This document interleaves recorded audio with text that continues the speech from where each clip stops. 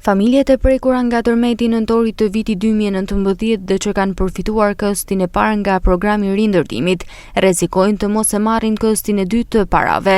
Problematika është ngritur nga kryetari i Bashkisë Lezhë Pieri Ndreu, sipas të cilit këto familje nuk i kanë paraqitur preventivat e shpenzimeve të punimeve, konform ligjit, dhe në këto kushte rrezikojnë të humbasin këstin e dytë të parave, por edhe të kthejnë lekët që kanë marrë. Ne kemi dhënë pjesën e parë të lekëve, por që nuk kanë paraqitur preventiva për të marrë pjesën e dytë.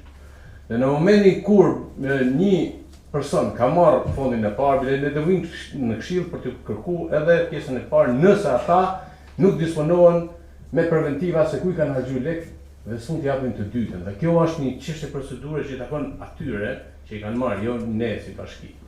Dhe ne si bashki thjesht ato fonde nuk i kemi ezaruar jo për fajet tona, por për fajet të subjekteve që i kanë marrë, që janë trajtuar dhe që nuk kanë sjellë dokumentacion në zyrën urbanistike. E para s'kemi si i japim lekë.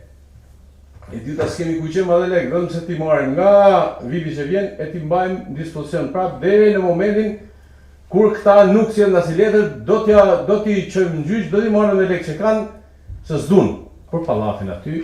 Në Bashkinë e Lezhës janë rreth 100 familje të cilët kanë përfituar prej kohësh këstin e parë të parave për rindërtimin e banesave të dëmtuara nga tërmeti. Edhe kësti i dytë i parave është gati, por për shkak të mungesave të preventivit të punimeve nga familjarët nuk mund të shpërndahen.